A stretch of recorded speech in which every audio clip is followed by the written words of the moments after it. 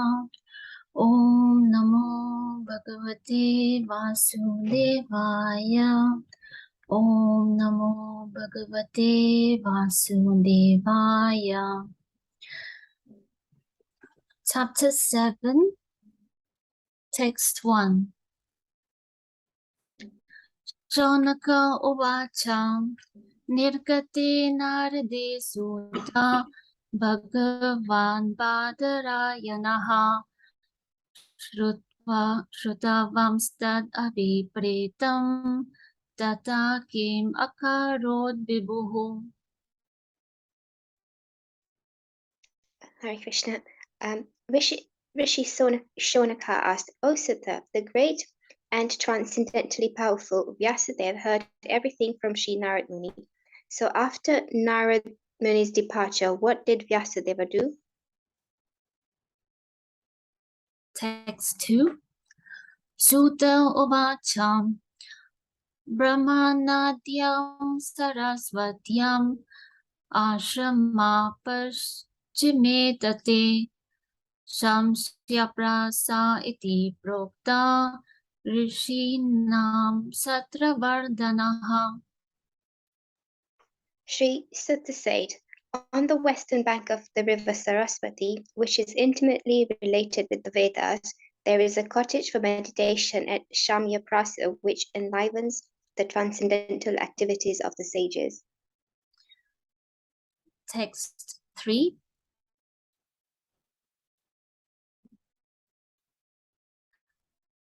Tasmin sva ashrame vyaso badarisanda mandite asinopa upasprasya pranidatyo manasvayam. In that place, Srila Vyasadeva, in his own ashram, which was surrounded by berry trees, sat down to meditate after touching water for purification. Text 4.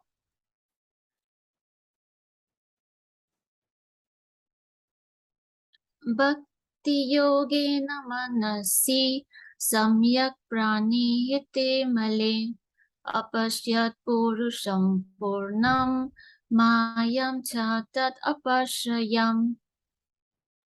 Thus, he fixed his mind, perfectly engaging it by linking it in devotional service, bhakti yoga without any tinge of materialism, and thus he saw the absolute personality of Godhead along with his external energy, which was under full control.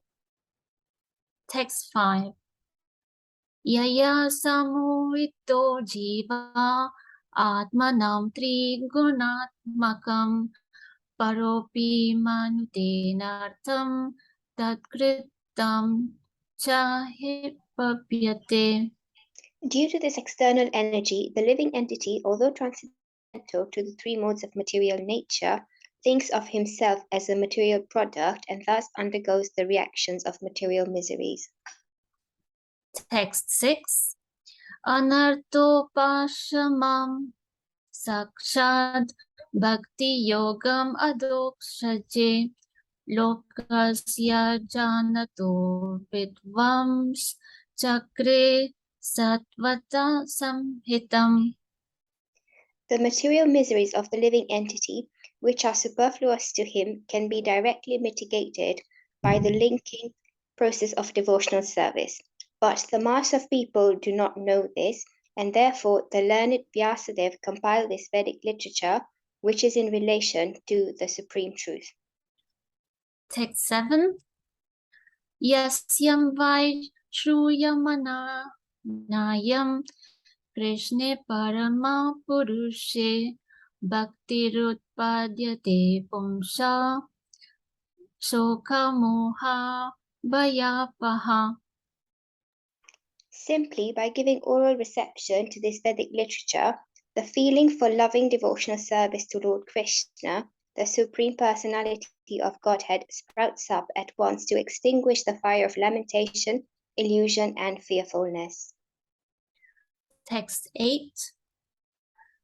Sa samhitam bhagavatam krutva nukramya chatmajam Shukamadhyapayam asa nivriti niratam munihi. The great sage Vyasadeva, after compiling the Srimad Bhagavatam and revising it, taught it to his own son, Sri Shukadeva Goswami, who was already engaged in self-realization. Text 9. Shonaka uvacham savai nivriti nirataha sarvatrope stako munihi kasyava vratim etam atmarama samabhyasat. Sri Shonaka asked Sutta Goswami, Sri Shukadeva Goswami was already on the path of self-realization, and thus he was pleased with his own self.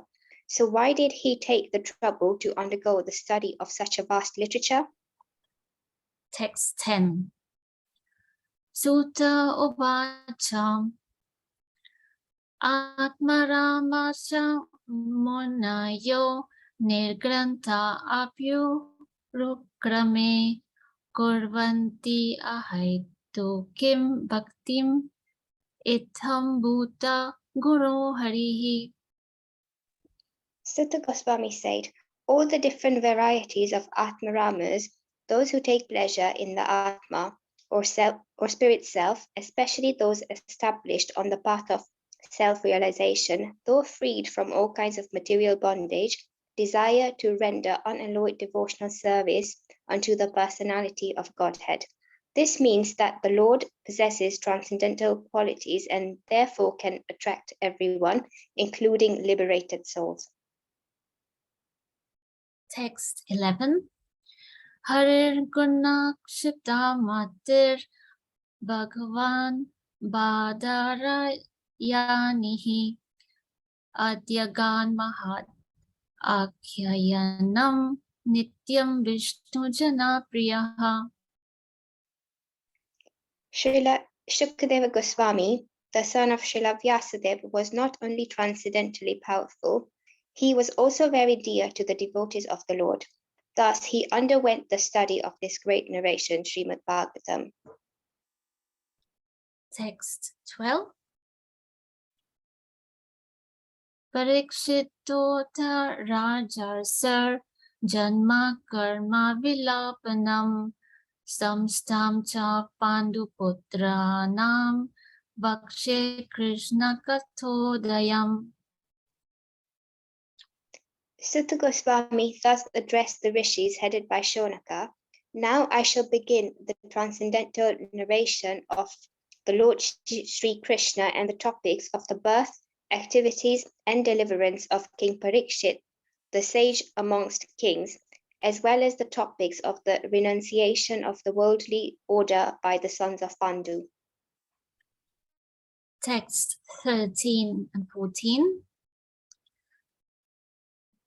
Yada mride korva shrijayanam vireshvato viragatim gateshu Rukodara vidya gadavi marsha Bhagno rudante dhritarashtraputre Bhartu priyam do niritisma pashyan Krishna sutanam swapatam shiramsi Upaharad vipriyam eva tasya jugup Sitam karma vigarhayanti. When the respective warriors of both camps, namely the Kauravas and the Pandavas, were killed on the battlefield of Kurukshetra, and the dead warriors obtained their deserved destinations, and when the son of Dhritarashtra fell down lamenting, his spine broken, being beaten by the club of Bhimasen, the son of Dronacharya, Ashwatthama, beheaded the 5 sleeping sons of Draupadi and delivered the heads as a prize to his master, foolishly thinking that he would be pleased. Duryodhan, however, disapproved of the heinous act, and he was not pleased in the least. Text 15. Mata Shishunam Nitanam Sutanam Nishamya Goram Paritapyamana Tadarudat Pashpa Kalaka Lakshi Tamsant Vayan Aha Kiritamali. Draupadi, the mother of the 5 children of the Pandavas, after hearing the massacre of her sons, began to cry in distress with eyes full of tears. Trying to pacify her in her great loss, Arjuna spoke to her thus. Text 16.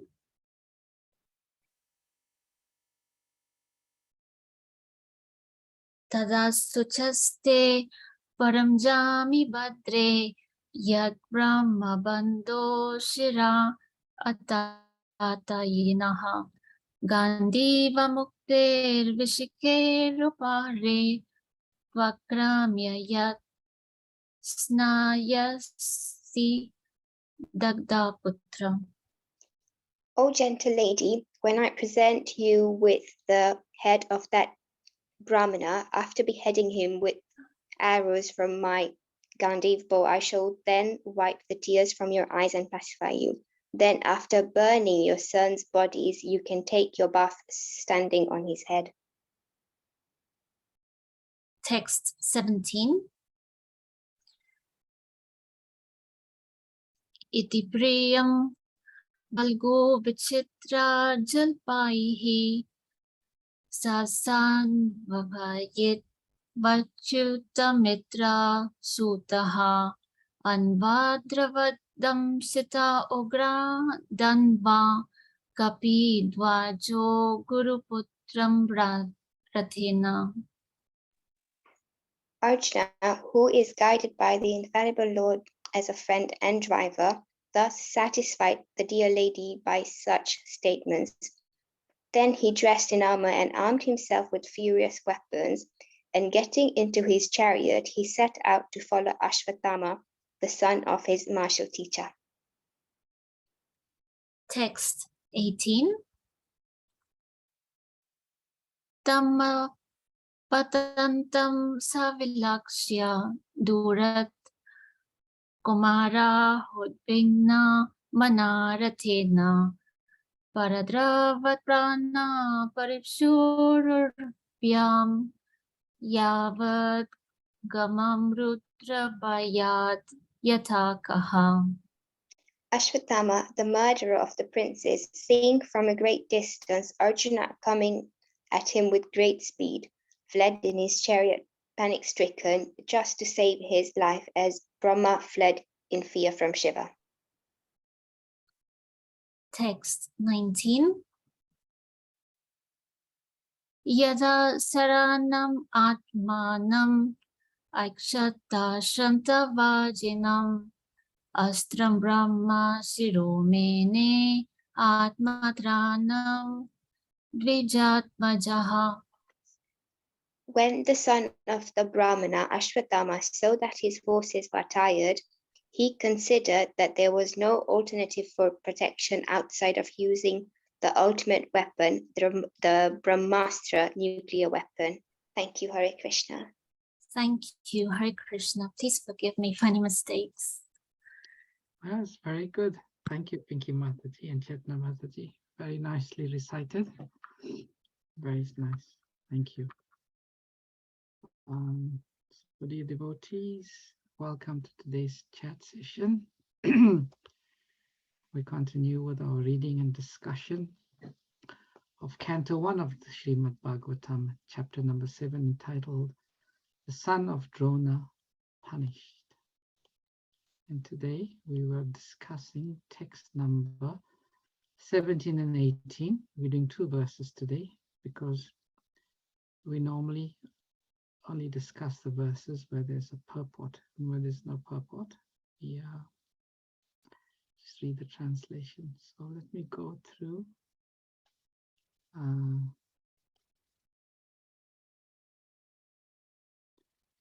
Iti priyam valgu vichitra jalpai sasankva Shutamitra Shutta Anvadravad Samsita Ugradanva Kapi Dwajo Guruputram Ratina.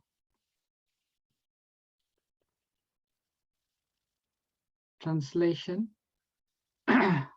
Arjuna, who was guided by the infallible Lord as friend and driver, thus satisfied the dear lady by such statements.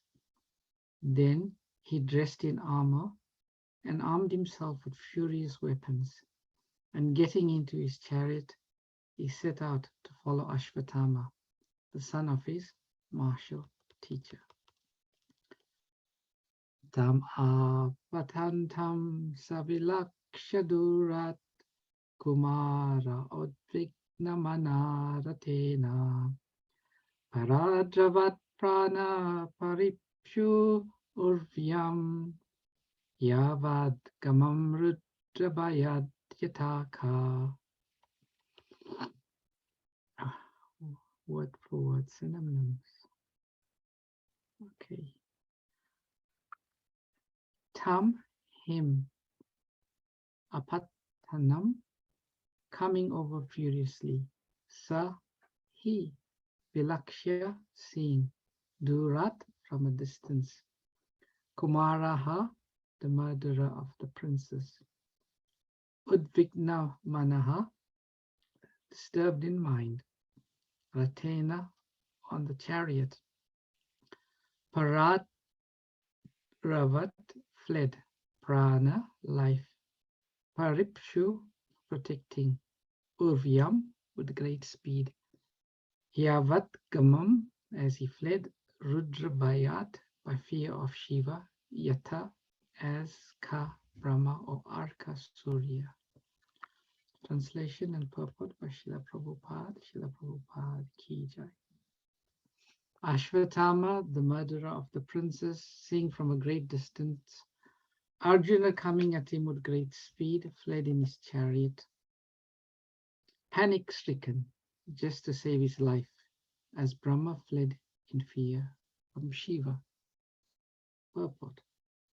According to the reading matter, either Ka or Arka.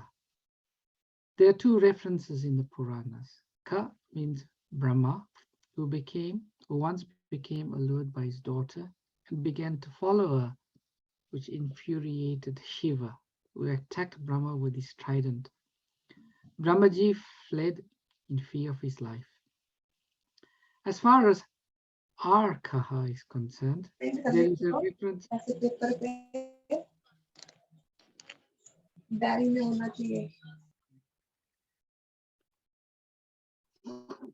As far as Arka is concerned, there is a reference in the Vamana Purana. There was a demon by the name Vijayamali who was gifted with a glowing golden airplane, which traveled to the back of the sun. And night disappeared because of the glowing effulgence of this plane. Thus the sun god became angry, and with these virulent rays he melted the plane. Thus enraged Lord Shiva. This enraged Lord Shiva. Lord Shiva then attacked the sun god, who fled away and at last fell down at Kashi, Varanasi, and the place became known as Lolarka. So we'll recite the Mangala Charanam prayers before we discuss. Om Gyanatimirandasya Gyananjana Shalakaya Chakshurunmalitam Jena Tasmai Shri Gurave Namaha. Sri Chaitanya Manobhistam Stapitam Yena Bhutale Swayam Rupa Kadamayam Dadati Swapadantikam Vandeham Shri Guru Shri Yatapada Kamalam Shri Gurun Vaishnavamscha Shri Rupam Sagrajatam Sahagana Raghunatham Vitam Tam Sajivam Sadvaitam Savadutan Parijana Sahitam Krishna Chaitanya Devam Shri Radha Krishna Padan Sahagana Lalita Shri Vishakam Vitamscha He Krishna Karuna Sindhu Dinabandhu Jagatpate Gopesha Gopika Kanta Radha Kanta Namastate Tapta Kanchana Gaurangi Radhe Vrindavaneshwari Rishabhanu Sutadevi Pranamami Hari Priye Vanchakalpatarubhyascha Kripa Sindhubhe Vacha Patitanam Pavanebhyo Vaishnavebhyo Namo Namaha Jai Shri Krishna Chaitanya Prabhu Nityananda Shri Advaita Gadadhara Shivashari Gaura Bhaktivinoda Hare Krishna, Krishna Krishna, Hare Hare, Hare Rama, Rama Rama, Hare Hare.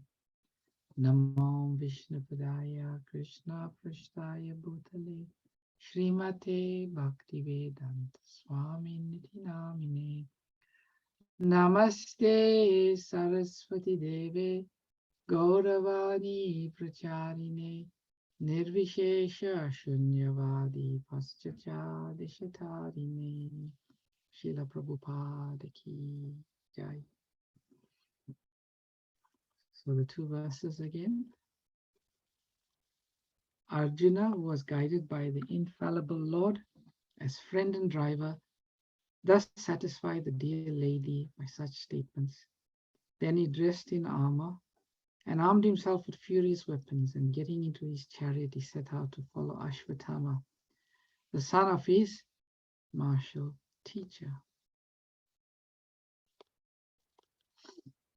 Ashvatthama, the murderer of the princes, seeing from a great distance Arjuna coming at him with great speed, fled in his chariot, panic-stricken, just to save his life, as Brahma fled in fear from Shiva. So we're getting into the very dramatic part of this pastime. Arjuna had taken a vow to capture and kill Ashvatthama, and now he's embarking on that mission. What's very interesting about verse number 17, practically speaking, this is the first time in the Bhagavatam thus far that we see Lord Krishna, so to speak, in action. Previously, yes, Lord Krishna's different avatars were described, but here it's Lord Krishna in motion. And it's very interesting how this part of the Bhagavatam, how the Lord is being introduced. He's being introduced as the friend and driver. We know from our study of the Bhakti Shastras that there are four qualities of Lord Krishna that are not existent in any of his other expansions or avatars or forms. And that is Venu Madhuri, the playing of his flute that attracts the world. Rupa Madhuri, his form, super excellent form, attracts all living entities. Lila Madhuri, his pastimes are unparalleled compared with any of his other forms. And the last one is Bhakta Vatsal. This form of Bhakta Vatsala, the protector of the devotees, it's a very prominent quality of the Lord that stands out, shining, and endears the Lord to all of his devotees. And it's so interesting that how we see the Lord as appearing in the pages, in the verses of the Bhagavatam, as friend and driver. Two aspects: a friend, and then a driver. Driver means servant. The position of Lord Krishna's chariot drivers in the spiritual world, Daruka, so on, they are in Dasyaras. So here we see the Lord exhibiting his relationship with Arjuna. And it's almost that Arjuna is ready to go. And what's also significant, this pastime is taking place, practically speaking, after the battle of Kurukshetra had taken place. And during the battlefield of Kurukshetra, we know that Lord Krishna, he served his friend Arjuna as chariot driver. So it's not that now the battle is over, Arjuna, you can use your own chariot drivers. Lord Krishna remains as friend and driver. In the Chaitanya Charitamrita, there's a beautiful verse as written by Krishnadas Kaviraj Goswami, where he writes, "Glorious is that master who never abandons his servant, and glorious is that servant who never abandons his master under any circumstance." So Lord Krishna is performing that role, and it's immediately it's very very attractive. Priyam Valgu, onto the dear sweet Arjuna.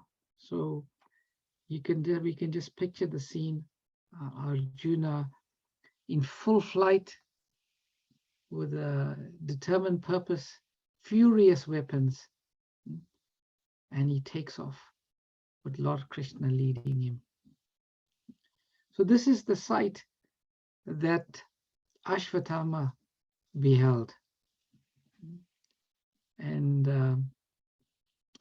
in the earlier cantos, I can't remember, oh no, it's latest, the passing away of Lord Bhishma Dev, or grandfather Bhishma, sorry. There's a description of Lord Krishna there, which Bhishma Dev so relishes. And this is the aspect of the Lord as charioteer. So moving on, the verse in the purport is quite interesting in text number 18. And basically it's describing how Ashvatthama, after performing this heinous act of killing the sons of the Pandavas, sleeping sons, he saw Arjuna coming at him. Now, for a true Kshatriya never runs away. Never. This is unheard of as a Kshatriya. The Kshatriya will stand and fight. Infamy is worse than death. That's a Kshatriya's mentality. But here we see Ashvatthama, the first thing he does, as they say, he legged it. He ran away. He turned his back. That's unheard of for a Kshatriya. And panic-stricken, he was panicking. And just to save his life, he ran away. And I'll come back to the comparison between Lord Brahma and Lord Shiva, because that's very interesting also. But the point being is, I think it's in text number 7, we read about the qualities of one who is in material existence, and there's a few words there: shoka, moha, bhaya, paha. So lamentation, illusion, and fear. Shoka, moha, bhaya. These are the qualities of one who is in the bodily concept of life. one who is a devotee of the Lord, one who is Krishna conscious, they are fearless. Srila Prabhupada's father gave him the name Abhay Charanaravinda. Abhay meaning fearless. Charanaravinda means one who has taken shelter at the lotus feet of Krishna. So one of the qualities of one who has truly taken shelter at the lotus feet of Krishna, there is no fear. There is no fear. They are completely fearless. And we see this in the examples, few examples in the Srimad Bhagavatam. The first example in the 7th canto is the example of Prahlad. He encountered all sorts of difficulties. You know, in this material world, at least for me, one of the most frightening things is poisonous snakes. Even to see one poisonous snake is petrifying. But here was Prahlad in a pit full of poisonous snakes, and he didn't display the slightest fear. How is this possible? This is possible when one has complete faith in the protection of the Lord. That's one point. And secondly, one is completely out of the bodily concept of life. Srila Prabhupada says in one lecture, fear is the symptom of one who is in the bodily concept of life. Meaning one is still thinking, I am the body. One has this fear of leaving the body. One doesn't have this vigyan that I am different from the body. And this quality of complete fearlessness is only found in the pure devotees of the Lord. And we've just discussed the typical example of Prahlad. One other very interesting example in the Bhagavatam is in the 9th canto. Who knows which pastime I'm going to talk about? Prahlad? 9th canto. No, Prahlad is in the 7th canto. Okay, I'll tell you. 9th canto, 4th chapter. We see the pastime of Maharaj Ambrish and Durvasa Muni. So we know the pastime. Maharaj Ambrish was fasting for Ekadasi. Durvasa Muni came to his place. He was in a dilemma. He had to break fast, and at the same time, he had an obligation not to eat, because according to Vedic culture, it is an offense. It's not etiquette for one to eat or consume before one's guests.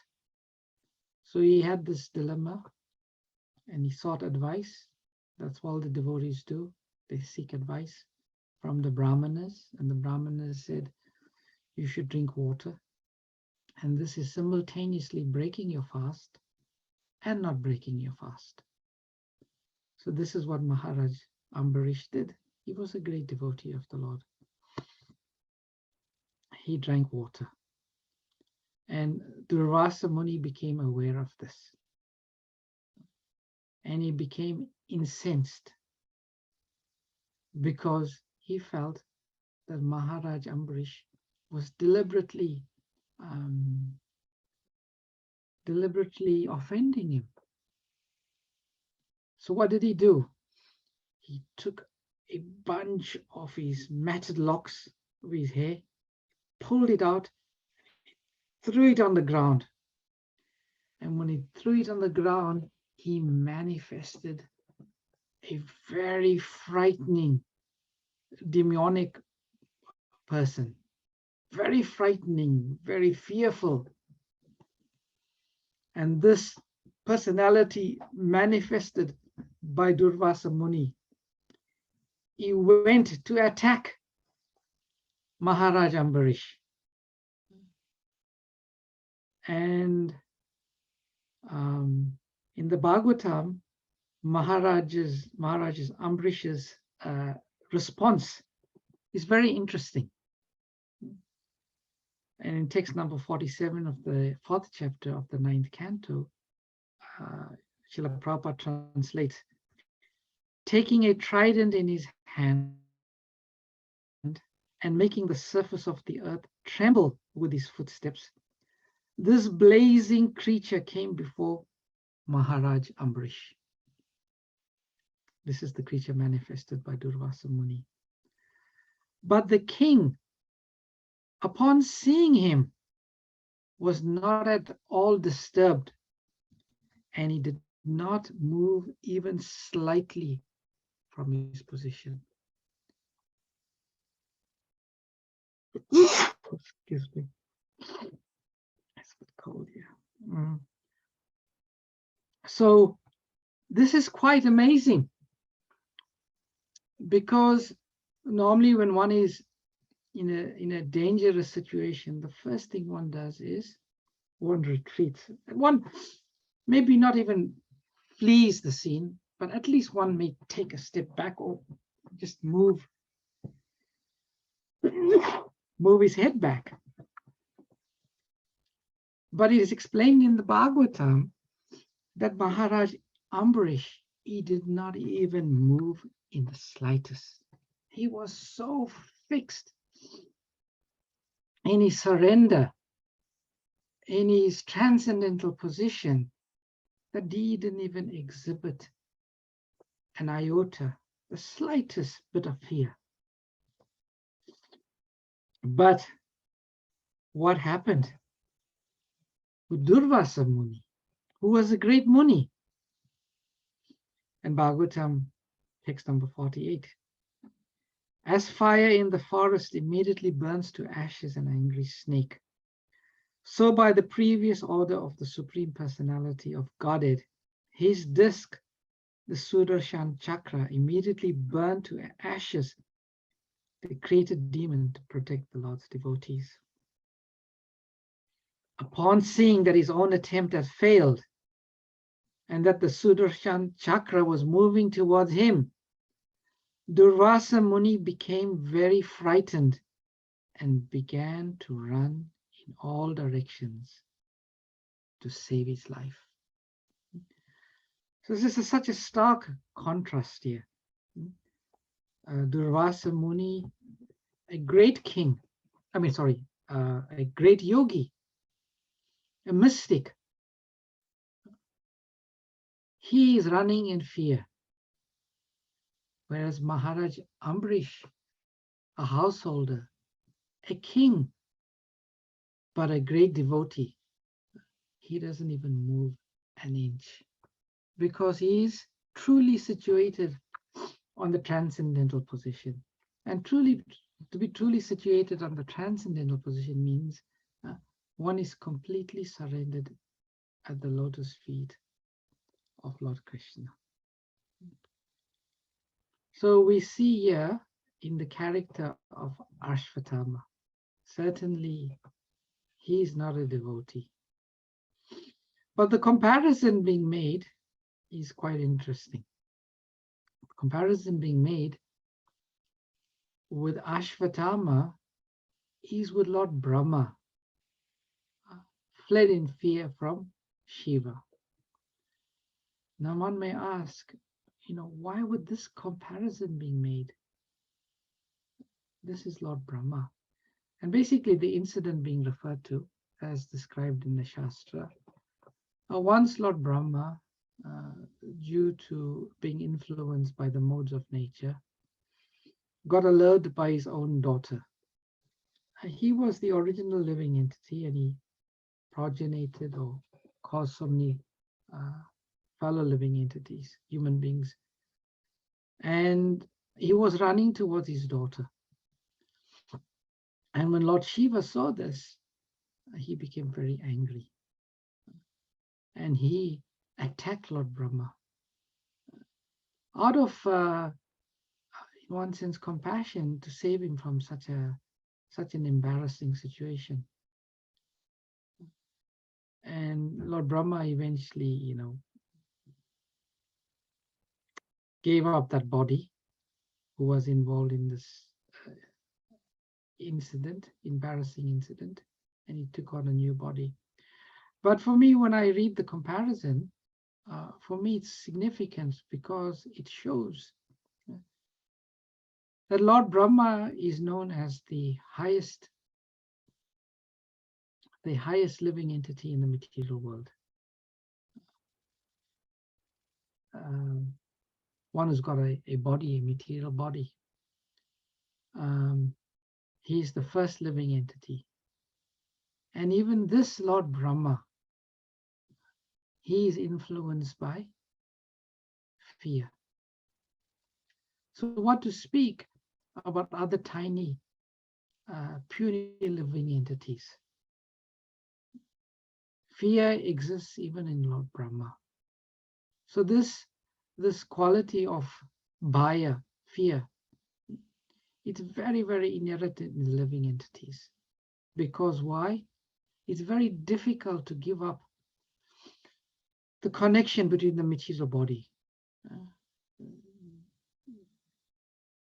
In, I think it's the third canto, Lord Kapila says, how amazing it is that the living entity, it's practically impossible to give up the connection with the material body. And the only way is we can become fearless is becoming devotees. I was listening today to a lecture of Srila Prabhupada where he spoke on this verse. Srila Prabhupada spoke a lot on the word dhira. Dhiras tatra namuyati. That's the verse from the Bhagavad Gita. Is it, which verse is it? Not matras pashas tu kunteya, sitoshna sukadukada, agama painam yastabstatikshasva bharata. Now, what's the verse? As one passes from boyhood to old age, from boyhood to youth to old age. I forgot that verse now. Yeah, Dehino. Thank you. Dehino asman yata deve. There it says that dhiras tatra namuyati. A sober person is not bewildered by such a change. As the body passes from boyhood to youth to old age to death, a sober person is not bewildered. For a devotee, death is a seamless transition.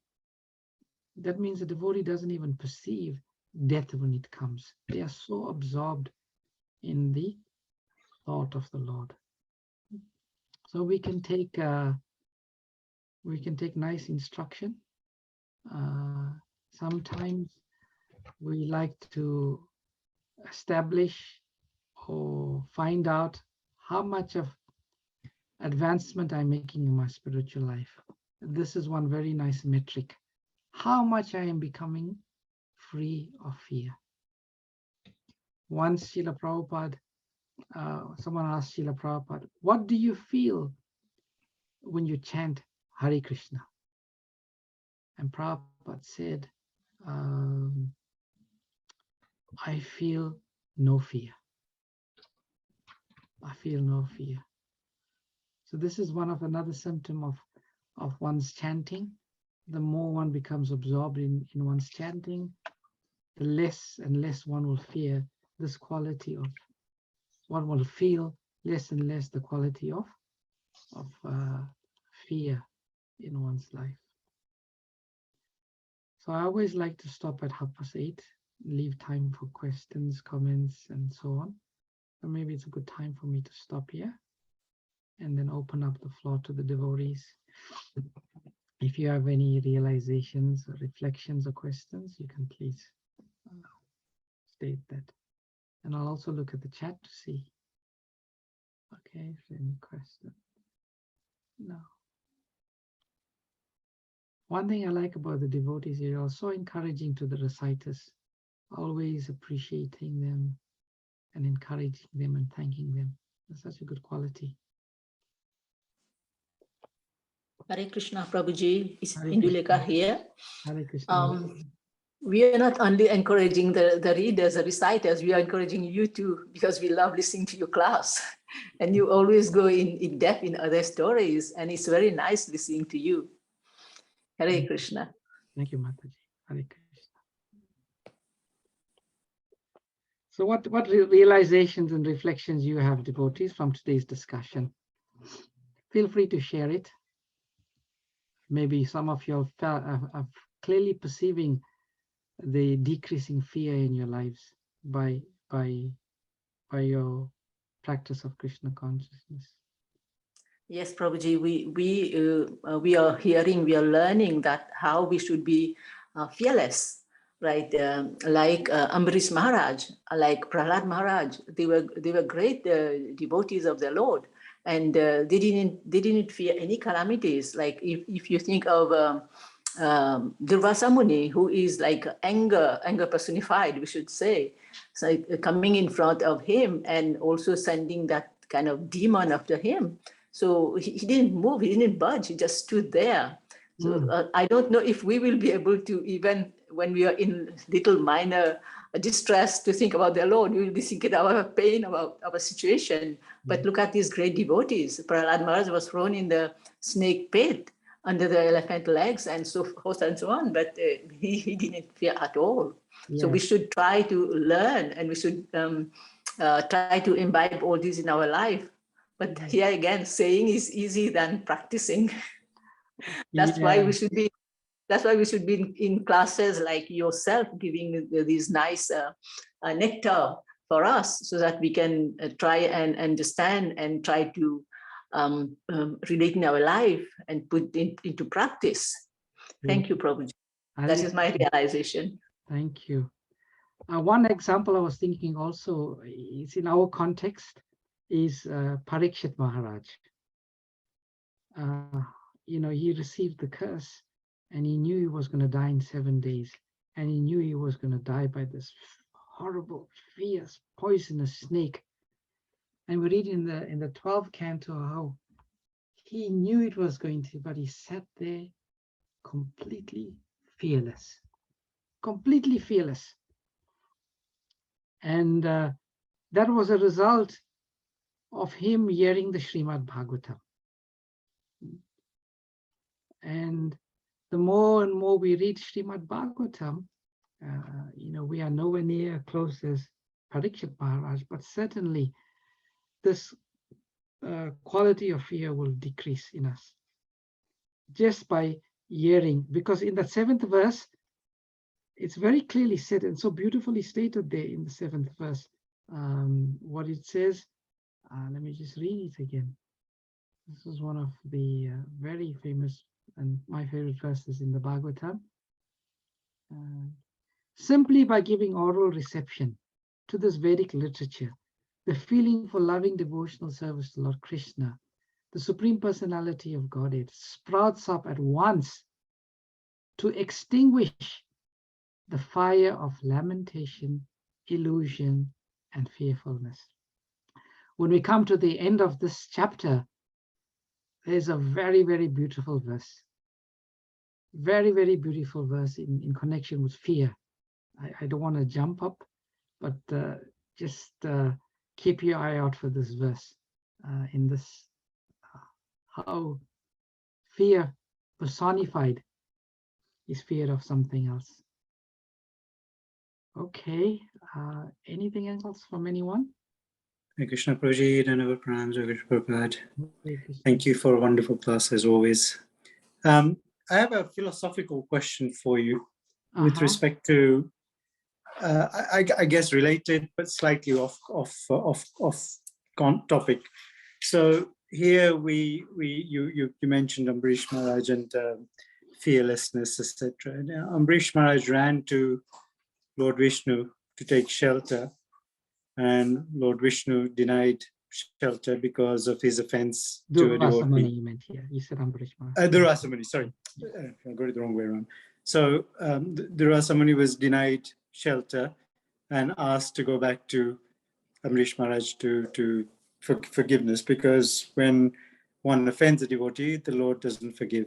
Mhm. Yet Lord Ram has declared that anyone who takes my name and comes to my shelter, I will give them shelter. Mm. Even if Ravana comes, I will give him shelter. We see Krishna liberating all demons, including Kamsa, who had offended Brijvasis and devotees as well. Mhm. So in instances, and we hear about this Mohammedan who says haram, not by calling Krishna's name, but because he was referring to a boar that was attacking him or something. Mhm. And he gets liberated, and he had no intention of calling Lord's name, yet he gets liberated. Mhm. So how should we read that? Here the Rasamuni had really offended, but he ran to Lord Vishnu and wasn't given shelter, whilst Lord Ram has declared that anyone who comes to me, he will give shelter, including those that effectively have offended, because Ravana, Kamsa have offended devotees, and yet he gives them shelter. So how should we read that in terms of how the Lord operates? So is it just his causeless mercy, we just got to accept that Krishna is free to do as he wishes and as he desires? But generally speaking, we hear the rule that an offender will not be given shelter by the Lord unless he's been forgiven by the devotee that he's offended. So how do we read into that? Yeah, the Lord acts differently in different circumstances, and sometimes he acts very specifically to make clear a certain dharmic principle. But it is without doubt, according to the Shastras, that if one offends the feet of the Lord, I mean the devotee, then the Lord does not forgive.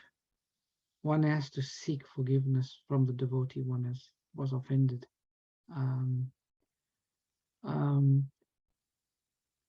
You use the example of Ravana. You know, he kidnapped Sita. He had committed an offense by doing that, but still Lord Ram forgave him. He didn't say, Ravana, you should now go and seek forgiveness from Sita Devi. I think the circumstances are a bit difficult, are different, and the Lord he emphasizes sometimes certain pastimes, a specific point. That's how I would see it. But generally, we know from the Vaishnava principles of Vaishnava etiquette that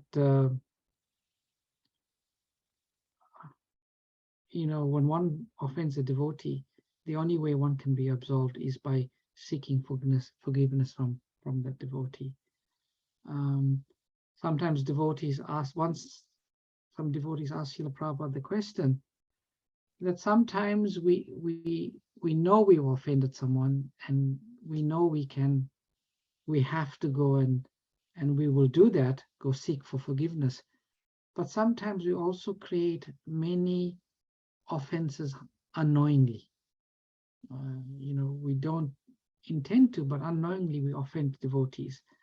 How will we be absolved from that when we don't know who we've offended? Do you know how Srila Prabhupada answered to that question?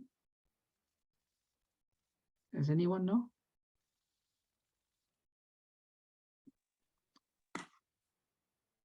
I think I've heard it, but I may be wrong. Yes. That we if that devotee is no longer around, for instance, is passed or whatever, then one atones by seeking forgiveness of the Lord if that devotee is not accessible directly anymore, and seeks forgiveness and does some sort of penance through the prayer or to the Lord directly. That's what I heard once in a lecture, but I may be wrong. Okay. Yes, Srila Prabhupada said something else. Chandrika Mataji, you wanted to add something? Yeah, Hare Krishna, Dhanavad Pranam. Yeah, I thought we have to serve them, try to serve the actual devotee that we feel we've offended. But you don't know you've offended him or her. So who are you going to go serve? Okay, it's not knowing them. It happened to me recently. I didn't know I had offended a devotee. Apparently, he had greeted me twice, and I don't know where my mind was. I didn't respond. And he thought, but fortunately, by the grace of the Lord, he told someone, and that person told me, and I went and immediately sought forgiveness. And I told him I was not intentional. But to answer the question that I asked, Srila Prabhupada says that's the reason every morning during the morning program, we offer our obeisances to all of the devotees. We say this prayer, Vanchakalpa Turubhyascha Kripa Sindhuvyeva Patitanam Pavanebhyo Vaishnavibhyo Namo Namaha. Srila Prabhupada says when we do that, and we do that prayer in the consciousness, I may have unknowingly offended many devotees today. Please forgive me. And Prabhupada said, you will become absolved. So therefore, this practice every day in the mornings of bowing down and saying the Vaishnava pranams, it's very important in our spiritual lives. Very important. Okay, I don't feel I fully answered your question, Prabhu, but that's the best I can do today. Hare Krishna. Thank you, Prabhuji. I mean, there's the extended example of that, I guess, through Chaitanya Mahaprabhu instructing Jagai and Magai to build the Vaishnava Ghat and serve any and all devotees that come there. That's a good in the vein to try and absolve themselves of all the unknowing aparadhas that they may have done. So Vaishnava Seva was the route given to them, I think, by Lord Chaitanya, wasn't it? Oh, yes, certainly.